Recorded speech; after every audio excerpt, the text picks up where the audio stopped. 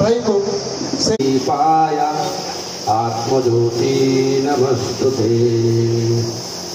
ओम सर्वे दुःखभावे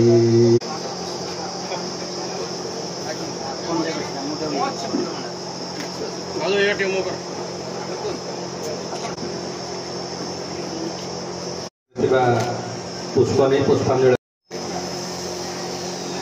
प्रदीप कुमार दास महोदय को अनुरोध कर अभिभाषण। धन्यवाद। तो आज से स्वर्गत आत्मा संपर्क में आपण को कहवा पूर्वर आज दिनटी हूँ 64तम जन्म जयंती अवसर। से जन्मरू जो 64 वर्ष भितर जो अनावरत सेवा श्रद्धा शिक्षा यही जो विभिन्न दिग प्रति स्नेह थिला से स्नेह को नहीं आज ये जो अनुष्ठान गठन होइछि सुनील मेमोरियल फाउंडेशन। ये जो फाउंडेशन रो मूल उद्देश्य होछि जे आपण मान जानिमे जे काहे के फाउंडेशन गठन करागला करा जिबार पछर रहस्य कोन जे प्रकृत रे से छात्र जीवन रो जणे समाज सेवी थिले। परवर्ती परिस्थिति रे समाज रो शिक्षा व्यवस्था को आसथिले। शिक्षकता समय रे मध्य बहुत तांकर झड़झंझा मध्य रे समाज पाई अनवरत सेवा करके आछंती। प्रथम रे से जेतले 1980 मसिया रे अंबादला रे प्रथम रे नियुक्ति पाइथिले।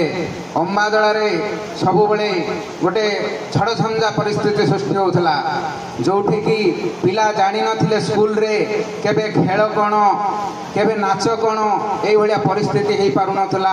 सेठे प्रथमे अंबादला रे तांकर स्कूल माने नियुक्तिर प्रथम प्रहर रु आरंभ करथिले जे स्कूल रे नाटक परिचालना करिबा पिला मानंक पई खेल परिचालना करिबा जो द्वारा तांको बहुत झड़झंझा मध्य रे अंबादला रे शिक्षकता नियुक्ति समय रे बहुत असुविधा सहयोग करबा पड़ितला। मु कौन कह भाभी पारनी से जना पड़े से स्नेह आदर सब गुड़ाक मोर से सान भाई स्वर्गत सुनील दास आम शुणिले प्रदीप भाई कहला मो सान भाई जे सुनील दास कौन थे आम समस्ते जानिछे से परिवार होचंदी आम परिवार आम समस्ते गोटे परिवार अंगांगी भाव जड़ित। सुनील को मु बहुत भल पाउथि कारण स्वस्थवाद तांकर स्मृति रे किछि मु मोर वक्तव्य उपस्थापना करि पारछि। मोर कार्य व्यस्तता रे हुए तो मोर मने थाई भी सहयोग थाई भी तांकर मोर शरीर समय मु उपस्थित है। मु बहुत जन को कही 3-4 जन शिक्षक बंधु मान सार मु एमती अवस्था अच्छी ना आसी था बोले कही इहदान समय जेहेतु मोर शिक्षक भाई स्वर्गत सुनील दास मो गुरुजन सदृश थिले। से एकाधार रे जड़े समाजसेवी एवं सांबादिक एवं गोटे आदर्श शिक्षित नेता थिले मध्य। से सुनील बाबू विषय मोर एति अधिक किसी कहबार नहीं। जो शक्ति अवश्य शक्ति पछरे अनेक गुड़े शक्ति काम करुच्ची से सब जगह ही एडे बड़ कार्यक्रम आयोजन कर संभव होने पहुँचार गोटे मुख्य कारण मु भावुची चैरिटेबल फाउंडेशन तरफ सांबादिक सम्मान एवं शिक्षक सम्मान तो चिंतन करा जायछि। सेथिपाई आमर गोटे कोर कमिटी मध्य होइथिला। मु सर्वप्रथम कोर कमिटीर वरिष्ठ सदस्य श्री भास्कर दास महोदय को अनुरोध करी से मंच को आसवा है। अनुरोध करी टोनी भाईना को से मंच को आसवा है। से भली अनुरोध करी प्रशांत हत्ता महोदय को एमाने ये जो चैरिटेबल फाउंडेशन रो वरिष्ठ सदस्य डॉक्टर प्रशांत हत्ता महोदय को अनुरोध करी से मंच को आसवे। चलित वर्ष 3 जन सांबादिक एवं तीन जन शिक्षक को सुनील मेमोरियल चैरिटेबल फाउंडेशन तरफ संबोधित कर चिंतन करा जायतिला।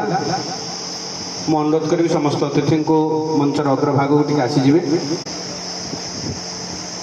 निष्पत्ति निया जायतिला जे अंचलर विकास निमंते नित्य नैमित्तिक भाव निजर कलम मुन को जारी रखिथिबा वरिष्ठ सांबादिक मुनिगुड़ार आसथिबा CH गणेश महोदय को ये मंच आज सांबादिक सम्मान रे संबोधित करा जिवो। मु अनुरोध करी CH गणेश महोदय को से मंच को आसवा हेबे अनुरोध करी सत्य भाई को सहयोग करिबे।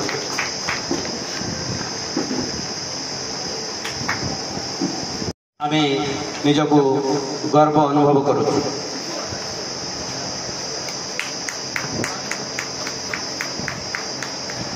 करताल दे टिके उत्साहित करंतु। परवर्ती मुहूर्त में जगन्नाथ प्रेम ठू आरंभ करी समाजर समस्त चिंतन विषय निजर लेखनी मन में साहित्यिकतार परिचय देता श्रेष्ठ कवि मध्य से तांको यही सुनील मेमोरियल चैरिटेबल फाउंडेशन तरफ संबोधित करी आमे निजको गर्व अनुभव करूँ। शिक्षा तिल तिल कर समर्पित करथिबा श्री विनायक षडंगी पत्रिका निज कविता संकलन गोटे पत्रिका प्रकाश करथिले। परवर्ती मुहूर्त में मु अनुरोध करी आम समस्त दादा तथा देवी चौधरी महोदय को सी दुई पद मु 40-50 वर्ष मो समाज गुड़ी आसी शेष मध्य थाए से कार्यक्रम शेष भाग जो धन्यवाद अर्पणर दायित्व मत अर्पण कर अवसर में सुनील दास स्मृति कमिटी तरफ समस्त को धन्यवाद एकाथर के दौचु।